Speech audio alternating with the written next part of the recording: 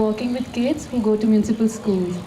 And the entire community we are working with, uh, they are into Ganesh making, like making idols out of Ganesha. And they all are artists. And the kids are first generation students going to the schools. So it's been 3 years. I was working with clinical research organization, and while I was working, I was volunteering, and it was more of a fun activity just for weekends. And then I realized that I have this passion to bring about a change in kids' life because I connected, and I think I came alive while I was working with them. So that is how my journey with the kids started. And with time, we realized that all the 30 kids that we have been working with have a lot of potential, just that they are not just exposed and they are not able to explore it. They just need a push and a support. Also, they come from a background where they face a lot of domestic violence and abuses. So, Shwas is just a small effort with which we can create a small community of kids and volunteers where they can receive a lot of love, a lot of care, where they can learn a lot of values, hygiene, sanitation, and where they themselves can explore their hidden potential. And we've been doing a lot of experiments with the kids, with their learnings. And uh, generally, we start our sessions with 10 minutes of silence, followed by a prayer of gratitude and love. So they actually feel abundance, the kids. And then we take basics math and English lessons for the kids, where we use different tools. Like we use drama, we might use hopscotch, we might use technology, or maybe storytelling to teach them English lessons and math lessons. And we've got huge support from volunteers. They're all young college students who dedicate 4 hours per week on Saturday, Sundays. So even on Sundays, what we do is we invite people from different backgrounds and where they can contribute their skills. So there will be students from SET who come there and take art lessons for the kids. Or we might call up people who are already engaged in community services, and they teach our students what community service is and how they can contribute to the community. Apart from this, we also have had dream big sessions for them because they are not exposed to the kind of environment that other kids are exposed to. We try that they become more confident and they're exposed to other environments as well. So last week we had a dream big session for them where kids just wrote down their dreams, what they want to be. And then we ask them, okay, what are the things you need to be to reach there? What are the skills? What kind of thinking you need? What kind of people you need to get in touch? So we just made a chart, and kids came up with wonderful ideas. I want to be a dancer, I want to be a painter. So then we connect them to right people. Like if they want to get into dancing, we connect them to dance classes. If they are interested in painting, we connect them to painting classes. There were a few bright students, like with 3 years of survey, we got to know that they were bright students, and we also admitted those kids in private schools. And luckily, we got support from friends, families, volunteers who provide funds so that they can take regular classes at private schools, few of the kids. And this is what we do during our regular sessions. And because they belong to background of artists, we also took them to Craft Roots exhibition, where they had an opportunity to meet artisans from all over Gujarat. So Craft Roots is a platform where artisans from Gujarat come, they do live demonstration of their art. And so that is how the kids were really interested in the art that their parents are involved in, because they were not much keen on doing all that because they feel that being educated is more important than just doing this artwork. So we've been doing a lot of experimentation. We've also called Uday Bhai, who is running a gift economy rickshaw at the project. And the kids were just amazed at how one can run a rickshaw on gift economy. And the concept of gift economy was totally new to them. So this is how we've been experimenting with them. For the summer breaks, what we do with the kids is we take them for the field trips. We have taken them to Sudar Ashram where they learn about hygiene, they learn about sanitation. We took them for a tour of Ahmedabad where they learn more about the city and they learn more about the heritage, about the architect. And we also want them to be more of nature lovers. So how to prepare eco-friendly bags and a lot of stuff like that. So for me personally and the volunteers, this journey has been a two-way learning where we learn from the kids, a lot of things that we learn from them and they learn from us. Like a lot of things like faith, hope, they are happy. Like they wake up in the morning, they go to school, they have to do the household, they have to go and earn money, they come to the project, but even then they are so happy. And then we think we creep for so many things just like that in life. And that's what I've learned from them, to stay happy in each moment. And working with kids, I think I just come alive and I just want to explore myself more by working with kids. And I think I never thought of getting into education, or I do not have any background of anything that I can work with kids, but I think it's just passion that drives me. And I just feel abundance and gratitude for the kind of support we've got from volunteers, from Manav Sadhana family, and everyone for supporting us in the journey. And uh, I believe that it's just purest intentions and uh, strong, selfless love that we give to the kids keeps us going. We do not have any huge targets. We just believe in putting small efforts with great love. That is how we love to work, and that's it. Thank you. Thank you. The places where the kids were studying were all different because there were a lot of challenges in regard to the space where we were teaching the kids. So initially, 3 years back when we started this project, we were teaching them in their community, in a public garden. But there was a lot of nuisance, people were gambling, so the kids couldn't focus. So we decided to teach the kids in the municipal schools. So we got the permissions and we started teaching the kids in the municipal schools. So again, we taught there for 1.5 years. And again, there were some limitations and we couldn't get that space. So we started teaching in Yuva office. And if you could see some of the pictures, it showed that the kids were tying saris and bamboos and green cloth. So that was the class which they built on their own. So it was a balcony which was a trash. People were throwing dirt and very dirty. So they took the broom, they took the moppy, they started cleaning, they started putting bamboos, and they built the classroom on their own. And again, after 1.5 months, we had to leave that space. We went back to the municipal school, and since we admitted our kids to private schools, the principal was not happy because that increased their dropout ratio. So again, they said that, sorry, we can't give you space anymore. So because of all this happening all the time, the volunteers and all the volunteers were sad and they'd lost hope that where will we conduct space, where will we hold our classes? But each time the kids were hopeful and they had faith that if they have the spirit to learn.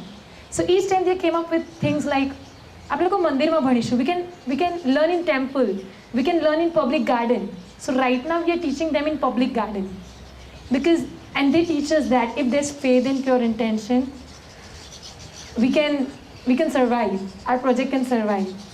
And it also taught me how detached they are. Imagine they took more than 18 hours to construct that classroom. If I had been, I would have been so attached, I would have left that place.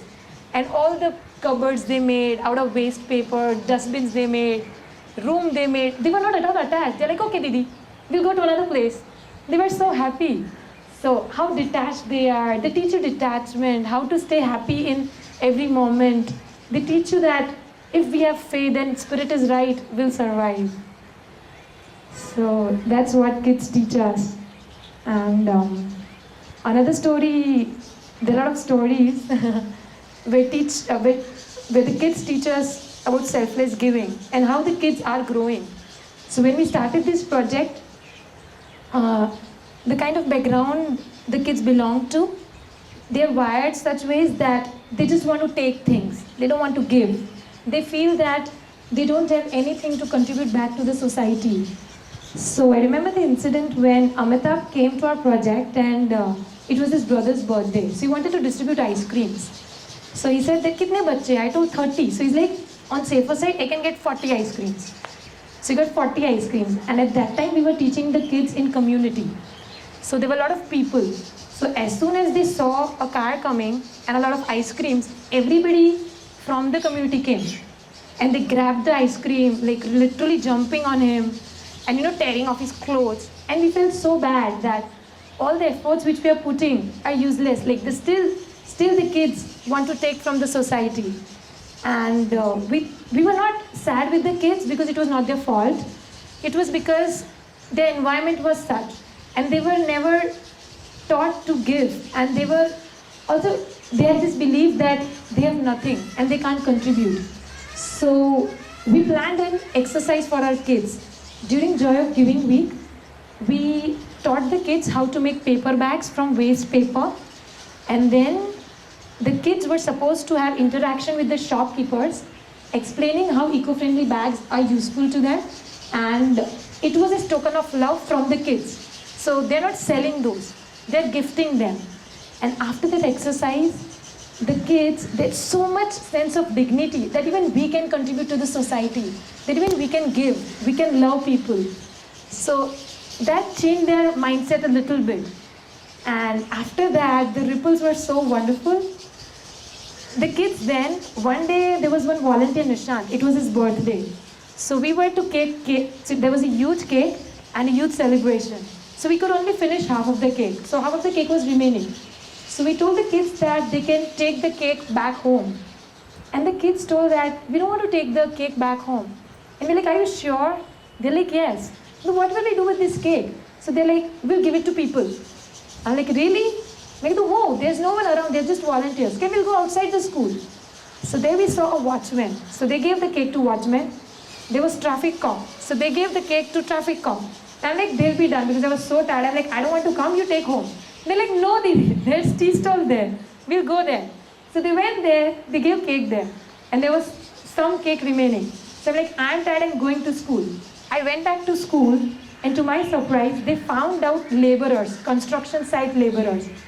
And they told me that, इन्होंने कितना काम किया है पूरे दिन, कितनी मजूरी की है. They'll be so hungry, so we'll give them. They went and gave the cake to them. So there was a day when they were taking things, and there was a day when they are giving things. So it even teaches me that we need to give things and not just hoard things and take things. Another story about giving. So Shena Didi in US, she met Siddharth Bhai, and they just shared stories, and we communicated through email. So we have never met personally, and she does not know about Shwas. But still she sent a packet of clay and pendant molds so that my kids could make clay pendants. So I shared this story with kids, and kids were so happy. The clay was bright, wonderful shapes. So everybody made clay pendants, and they had never worn such thing. But even this time, they never wanted to keep it for themselves. They told that we'll give it to volunteers, because volunteers have been teaching them since 3 years. So they're like, volunteers never ask for things. Let's gift them these pendants. So they gifted those clay pendants to them. And they took some back to give it to people in their community. Because even in their community, a lot of people, they don't like this. They don't like them going to school. So they're like, probably this will create love ripples there. So they took clay pendants there, and they gifted people in their community. So this is their transition from taking to giving, and even our transition from just taking to giving. Another beautiful story I'd like to share about Praveen. Praveen is one wonderful, very sincere student. So he just joined our project 6 months back. At the time when we joined Yuva office and we were to make those classes. So he had never come to classes, never learned, never taken anything from our class. But I was surprised because 3 days it was vacation. So we were running our classes every day. So Saturday, Sunday, Monday, every day for 8 hours, he used to help us build those classes. And he was the eldest. So he's like, I will do everything. So he used to, go on the roofs, do everything. It was so dangerous. I was so panicked all the time, but still he did everything. And I'm like, I was surprised because I'm seeing him for the first time in the class and he's just working without expectation. So I tried to communicate with him, but he's very shy. So he didn't open up. So I asked his best friend Ramesh, what does he want? I want to help him in his journey. So he's like, he want to go to good school, but he does not have money. So he goes to municipal school. So when we had this session of sharing and prayer, Ramesh shared. I told, let's share in front of everybody and let's see if universe conspires and we get some funds so that he can go to good school. So we prayed for him in a circle. We shared that he wants to go to good school. And that night when I went home, I didn't share with anybody but my mom. So I told mom that I want to help him. I don't want to ask for fun. I want to see the purest intention. I pray to God. And if we get funds. So my mom is like, if nobody gives fund, I will give fund. But I didn't want to take funds like that. So that very day, at night, a friend calls me up and says that I want to give donation of rupees 25,000, which is much more than his fees. So that incident made me believe that if you're purest of intention, if you pray for someone, universe conspires and you get things. So that was one wonderful moment. And as I said, this space, Shwas, is very pious for us. So a lot of healing occurs. There are a lot of prayers and meditation occurs, a lot of energy exchange occurs. So there are a lot of times when I have a rough phase in life, a lot of volunteers have a rough phase in life. Kids, because they come from a background where people are not educated, so they undergo a lot of abuse. So their parents beat them, they don't get love. So when such sessions happen, invisibly a lot of healing happens. And when people are living project, they are so happy. And I think it's this spirit, it's this love and healing that has sustained our project. Because we don't have agenda, we don't have targets, we don't want to scale up. We don't ask for funds, but it's the spirit and the purity with which people are just here themselves being just to serve and love. So that spirit and purity of the project.